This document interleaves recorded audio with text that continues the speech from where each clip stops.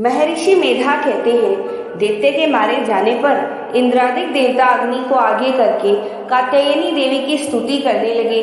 उस समय अभिष्ट की प्राप्ति के कारण उनके मुख खिले हुए थे।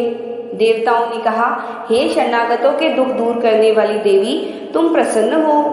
हे संपूर्ण जगत की माता, तुम प्रसन्न हो। विंध्येश्वरी, तुम विश्व की रक्षा करो, क्योंकि तुम इस चर और अचर की ईश्वरी हो। हे देवी, संपूर्ण जगत की आधार रूप हो, क्योंकि तुम पृथ्वी रूप में भी स्थित हो और अत्यंत पराक्रम वाली देवी हो।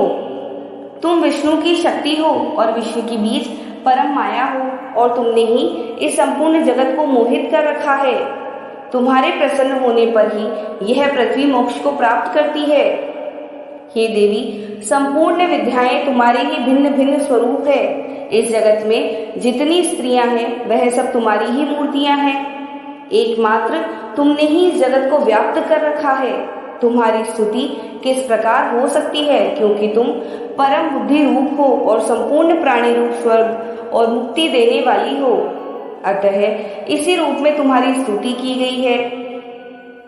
तुम्हारी स्तुति के लिए इससे बढ़कर और क्या युक्तियां हो सकती हैं? संपूर्ण जनों के हृदय में बुद्धि रूप होकर निवास करने वाली, स्वर्ग तथा मोक्ष प्रदान करने वाली हे नारायणी देवी, तुमको नमस्कार हो। कला, काष्ठा आदि रूप से अवस्थाओं को परिवर्तन की ओर ले जाने वाली तथा प्राणियों का अंत करने वाली नारायणी, तुमको नमस्कार हो। हे नारायणी, संपूर्ण मंगलों के मंगल रूप वाली हे शिवे, हे संपूर्ण प्रयोजनों को सिद्ध करने वाली हे शरणागत वत्सला, 3 नेत्रों वाली गौरी, तुमको नमस्कार हो। सृष्टि, स्थिति तथा संहार की शक्तिभूता सनातनी देवी, गुणों का आधार तथा सर्व सुखमयी नारायणी, तुमको नमस्कार है। हे शरण में आए हुए शरणागतों, दीन दुखियों की रक्षा में तत्पर, संपूर्ण पीड़ाओं को हरने वाली हे नारायणी, तुमको नमस्कार है। हे नारायणी, तुम ब्रह्माणी का रूप धारण करके हंसों से जुटे हुए विमान पर बैठती हो तथा कुश से अभिमंत्रित जल छिड़कती रहती हो, तुम्हें नमस्कार है। माहेश्वरी रूप से त्रिशूल, चंद्रमा और सर्पों को धारण करने वाली हे महावृषभ वाहन वाली नारायणी, तुमको नमस्कार है।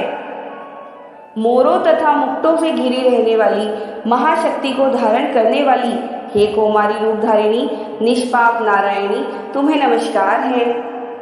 हे शंख चक्र गदा स्वर शांग धनुष रूप आयुधों को धारण करने वाली वैष्णवी शक्ति रूपा नारायणी, तुम हम पर प्रसन्न हो, तुम्हें नमस्कार है। हे दांतों पर पृथ्वी धारण करने वाली वाराह रूपिणी कल्याणमयी नारायणी, तुम्हें नमस्कार है। हे उग्र नरसिंह रूप से दैत्यों को मारने वाली, त्रिभुवन की रक्षा में संलग्न रहने वाली नारायणी, तुम्हें नमस्कार है। हे मस्तक पर किरीट और हाथ में महाव्रज धारण करने वाली, सहस्त्र नेत्रों के कारण उज्ज्वल, वृतासुर के प्राण हरने वाली इंद्रिय शक्ति हे नारायणी, तुम्हें नमस्कार है। हे शिवदूती स्वरूप से दैत्यों के महामद को नष्ट करने वाली, हे घोर रूप वाली, हे महाशब्द वाली हे नारायणी, तुम्हें नमस्कार है। दाढ़ों के कारण विकराल मुख वाली, मुंडमाला से विभूषित मुंड मर्दिनी चामुंडा रूपा नारायणी, तुम्हें नमस्कार है। हे लक्ष्मी लज्जा, महाविद्या श्रद्धा, पुष्टि स्वधा ध्रुवा, महारात्रि तथा महाविद्या रूपा नारायणी, तुम्हें नमस्कार है। हे मेधा सरस्वती, सर्वोत्कृष्ट ऐश्वर्य रूपिणी पार्वती महाकाली, नियंता तथा ईश रूपिणी नारायणी, तुम्हें नमस्कार है। हे सर्व स्वरूप सर्वेश्वरी, सर्व शक्ति युक्त देवी, हमारी भय से रक्षा करो, तुम्हें नमस्कार है। हे कात्यायनी, तीनों नेत्रों से भूषित यह तेरा सौम्य मुख सब तरह के डरों से हमारी रक्षा करे, तुम्हें नमस्कार है। हे भद्रकाली, ज्वालाओं के समान भयंकर, अति उग्र एवं संपूर्ण असुरों को नष्ट करने वाला तुम्हारा त्रिशूल हमें भयों से बचाए, तुमको नमस्कार है। हे देवी, जो अपने शब्द से इस जगत को पूरित करके दैत्यों के तेज को नष्ट करता है, वह आपका घंटा इस प्रकार हमारी रक्षा करे जैसे कि माता अपने पुत्रों की रक्षा करती है। हे चंडिके, असुरों के रक्त और चर्बी से चर्चित जो आपकी तलवार है वह हमारा मंगल करे। हम तुमको नमस्कार करते हैं। हे देवी, तुम जब प्रसन्न होती हो तो संपूर्ण रोगों को नष्ट कर देती हो, और जब रुष्ट हो जाती हो तो संपूर्ण वांछित कामनाओं को नष्ट कर देती हो। और जो मनुष्य तुम्हारी शरण में जाते हैं उन पर कभी विपत्ति नहीं आती, बल्कि तुम्हारी शरण में गए हुए मनुष्य दूसरों को आश्रय देने योग्य हो जाते हैं। अनेक रूपों से बहुत प्रकार की मूर्तियों को धारण करके इन धर्मद्रोही असुरों का तुमने संहार किया है। वह तुम्हारे सिवा कौन कर सकता था? चतुर्दश विद्याएं, षट शास्त्र और चारों वेद तुम्हारे ही प्रकाश से प्रकाशित है। उनमें तुम्हारा ही वर्णन है, और जहाँ राक्षस विषय शत्रुगण है वहां और समुद्र के बीच में भी तुम साथ रहकर इस विश्व की रक्षा करती हो। हे विश्वेश्वरी, तुम विश्व का पालन करने वाली विश्व रूपा हो, इसलिए संपूर्ण जगत को धारण करती हो। इसलिए ब्रह्मा विष्णु महेश की भी वंदनीया हो। जो भक्ति पूर्वक तुमको नमस्कार करते हैं वह विश्व को आश्रय देने वाले बन जाते हैं। हे देवी, तुम प्रसन्न हो और असुरों को मारकर जिस प्रकार हमारी रक्षा की है, ऐसे ही हमारे शत्रुओं से सदा हमारी रक्षा करती रहो। संपूर्ण जगत के पाप नष्ट कर दो और पापों तथा उनके फलस्वरूप होने वाली महामारी आदि बड़े बड़े उपद्रवों को शीघ्र ही दूर कर दो। विश्व की पीड़ा को हरने वाली देवी, शरण में पड़े हुए पर प्रसन्न हो। त्रिलोक निवासियों की पूजनीय परमेश्वरी, हम लोगों को वरदान दो।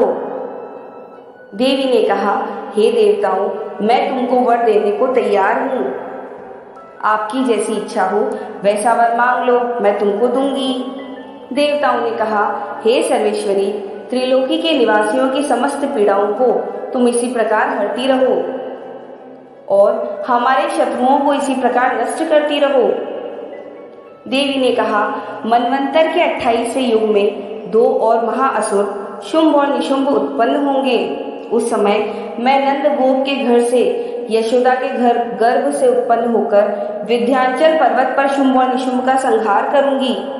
फिर अत्यंत भयंकर रूप से पृथ्वी पर अवतरित होकर मैं वैप्रचित्ति नामक दानवों का नाश करूंगी। उन भयंकर महाअसुरों को भक्षण करते समय मेरे दांत अनार पुष्प के समान लाल होंगे। इसके पश्चात स्वर्ग में देवता और पृथ्वी पर मनुष्य मेरी स्तुति करते हुए मुझे रक्तदंतिका कहेंगे।